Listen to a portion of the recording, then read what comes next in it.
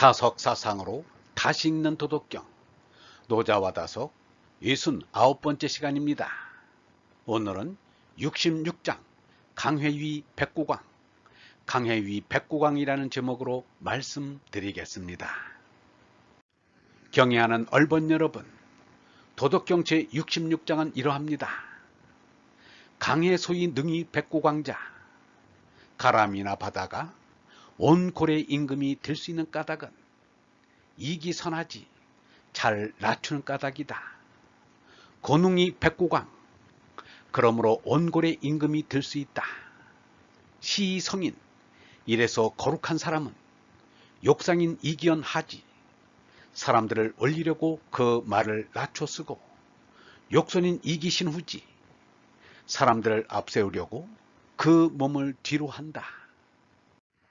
시성인, 이래서 거룩한 사람은 처상이인 부중, 위에 자리해도 사람들이 무거워 않고, 처전이인 불에 앞에 자리해도 사람들이 막 잡는다. 시천하, 이래서 세상이 낙취불염, 즐거이 밀어주되 싫어하지 않는다. 이기부쟁, 까닭에 다투지 않는다. 고천하 막능 여지쟁, 그러므로 세상이 더불어 다툴 수 없다. 가람이나 바다가 온 고래 임금이 될 수 있는 까닭은 잘 낮추는 까닭이다. 그러므로 온 고래 임금이 될 수 있다. 사람은 얼라로는 저 높은 곳 하느님께로 나아가야 하고, 제나로는 저 낮은 곳으로 민중 속으로 내려가야 합니다. 이 장에서는 제나로 낮아지는 데 대하여 말한 것입니다. 얼라로는 저 높은 곳으로 나아가야 합니다. 에베레스트 8,000m가 넘는 봉우리에 처음 오른 에드먼드 힐러리에게 무엇 때문에 목숨을 걸고 산에 오르느냐고 물으니 산이 거기 있어서 오른다고 하였습니다. 그 말은 이유가 따로 없다는 말입니다. 사실은 몰라서 그렇지 종교적인 욕구 때문인 것입니다. 하느님 아버지께로 오르고 싶은 본능이 형이하러 나타나 산에 오르게 됩니다. 그러므로 우리가 정신적으로 하느님에게 오르는 것이 형이상의 등산인 것입니다. 유영모는 말하였습니다. 사람이 에베레스트 산에 올라가는 것도 사람의 본성이 나타난 것이다. 사람의 본성은 오르는 것이다. 부귀를 탐하는 것도 사람의 본성이 나타난 것이다. 그러나 부귀는 산이 아니라 언덕에 지나지 않는다. 우리는 산에 올라야 한다. 하느님에게 올라야 한다. 높은 산에는 부귀를 가지고는 못 오른다. 우리의 죄의 짐인 몸을 벗고 어리 되어야 오를 수 있다. 이것이 형이 상학이다. 오르고 또 오르는 것이 사람의 본성이다. 그것이 하늘이 우리에게 주신 천명이다. 그러나 제나로는 내려가고 또 내려가야 합니다. 유영모는 아예 제나를 신발로 신고 다닌다고 하였습니다. 이 나란 신발과 같다. 이 신발을 일생 동안 신는다. 남이 지은 신이니 띠있게 신다가 갈 길 다 간 뒤에는 아낌없이 주리라. 그런데 세상 사람들은 제나를 신고 다니지 않고 머리에 이고 다닙니다. 조주선사는 스승 남전의 칭찬을 듣자 신발을 벗어 머리 위에 이고 나갔습니다. 스승의 칭찬을 듣고 자만하면 신발을 머리 위에 이고 다니는 것과 같다여 보인 것이리라. 그런데 세상 사람들은 제나로 높아지려고 안달입니다. 유영모는 말하였습니다. 오늘날 세상을 보면 서로 높은 자리에 가려고 막 싸워서 야단들이다. 이것은 틀린 일이요 좋지 못한 일이다. 남에게 뒤지면 안 된다고 남보다 더 높아지려고 하는데 예수는 말하기를 이것은 아니라는 것이다. 남에게 섬김을 받으려면 먼저 남을 섬기라고 하였다. 예수 자신도 섬김을 받으려고 온 것이 아니라 섬기러 왔다고 하였다. 다 같이 하느님의 자녀인데 높고 낮음이 있을 리 없다. 하느님의 뜻을 바르게 알고 실천하는 이가 모든 사람의 본보기가 될 뿐이다. 노자는 낮은 데서 모든 개울물 실물을 다 모아들이는 가랑과 바다에서 성인의 성품을 읽었습니다. 성인은 지극히 낮은 자리에서는 겸손이 있고 버리는 것 없이 다 받아들이는 관대함이 있고 변하는 듯 하면서도 변함이 없는 일관이 있습니다. 예수나 석가에게는 세상에서 말하는 지위가 없습니다. 세상에서 말하는 직업이 없습니다. 세상에서 말하는 재산이 없습니다. 세상에서 말하는 가족이 없습니다. 이렇게 되면 세상에서는 가장 미천한 사람임에 틀림없습니다. 더구나 예수는 사형수가 되어 십자가에 못 박혀 죽었습니다. 석가는 숲속의 나무 밑에서 죽었습니다.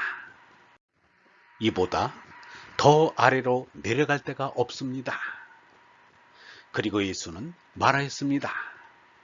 고생하며 무거운 짐을 지고 허덕이는 사람은 다 나에게로 오너라. 내가 편히 쉬게 하리라. 석가는 말하였습니다. 나는 중생들의 아버지다. 그러기에 마땅히 그들의 괴로움과 환난을 덜어주고 끝없고 가없는 진리의 지혜로 기쁨을 주어 그들을 기쁘게 하리라. 노자는 말하였습니다. 이래서 거룩한 사람들을 올리려고 그 말을 낮춰 쓰고 사람들을 앞세우려고 그 몸을 뒤로 한다. 이래서 거룩한 사람은 위에 자리해도 사람들이 무거워 않고 앞에 자리에도 사람들이 막지 않는다. 성인들은 죄나가 없습니다. 성인들은 인류를 한 줄로 세운다 해도 맨 끝에 설 사람입니다. 마하트마 간디는 말하였습니다. 모든 사람의 발에 먼지인 사람이 하느님에게 가장 가까운 사람이다. 우리는 예수와 석가를 위로 받들어도 전혀 부담이 되지 않습니다. 예수와 석가가 높임을 받아도 시샘이 나지 않습니다. 예수 석가는 죄나가 없기 때문입니다. 하느님은 죽었다는 무엄한 망발을 터뜨리던 니체조차 기독교는 미워해도 예수는 미워하지 않았습니다. 오히려 예수가 오래 살지 못한 것을 아쉬워하였습니다. 명승절경인 엄양산 깊은 계곡에서 수도 생활을 하여 엄양스님이라 불린 분이 있었습니다. 엄양은 그야말로 무일물로 초인적인 고행을 하였습니다. 사람들도 엄양을 도승이라 칭송하였습니다. 그러나 엄양은 성공적인 수도 생활에 자긍심을 가지면서도 덕도에는 자신이 없었습니다. 그리하여 그때 당나라에서 고승으로 이름난 조주 선사를 찾았습니다. 조주는 지도 문안을 설파한 스님입니다.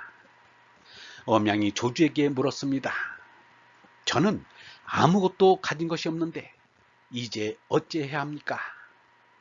이는 베드로가 예수에게 보시다시피 저희는 모든 것을 버리고 주님을 따랐습니다. 그러니 저희는 무엇을 받게 되겠습니까? 라고 한 것과 같습니다. 참으로 유치한 질문입니다. 아직 구도의 목적조차 제대로 모르고서 구도 생활을 하고 있는 것입니다. 모두가 죄나를 넘어 얼라를 깨달아 영원한 생명을 얻자는 것이 구도의 목적입니다. 얼라를 깨닫지 못하였으면 아직 아무것도 못한 것입니다.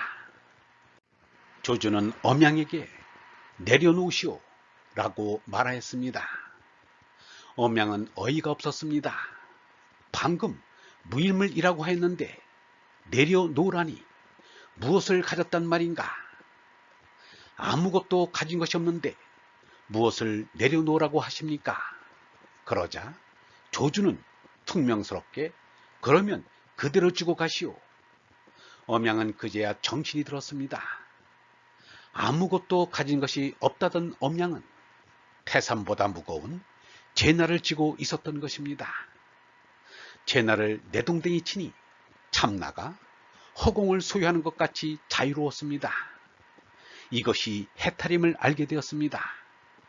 엄양은 무중력 상태를 체험하면서 기쁨이 넘쳤습니다. 엄양도 조주도 없어지고 참나인 얼라만이 자유하였습니다. 예수 석가는 아무리 오래되어도 실증나는 일이 없습니다. 예수 석가는 우리의 나아갈 길을 열어주는 불기둥, 구름기둥입니다. 저 잘났다는 제나의 사람처럼 싫은 게 없습니다. 제나는 싸우는 것이 생리입니다. 공산주의자들은 싸우는 것이 평화라는 궤변을 늘어놓으며 싸우지 못해 안달이었습니다. 그래서 입만 벌리면 투쟁이었습니다. 들에 모내는 일도 투쟁이고 TBR 풀을 베는 일도 전투였습니다. 이슬람 사원에서는 칼로 싸우는 연습을 시킵니다. 무함마드도 예수처럼 죽었어야 하는데 죽었던 제나를 살려내어 싸움을 시작했습니다. 얼라의 사람은 삼독을 여의었기에 세상과 싸우지 않습니다. 얼번 여러분, 제나를 내동댕이 쳐야 참나인 얼라가 되어 진정 자유롭게 됩니다. 제나를 내려놓아야 합니다. 제나를 불태워버려야 합니다. 제나를 허물어버리고 없애야 합니다. 제나란 본래 없는 것을 알아야 합니다. 없는 것을 없이 하고 없어질 것을 없애버리는 것이 구도자의 할 일입니다. 그래야 제나 너머에 있는 얼라를 깨달아 영원한 생명이 됩니다. 얼라를 깨닫지 못하였다면 우리는 아직 아무것도 못한 것입니다. 영성신학원 다석아카데미의 하늘소리였습니다.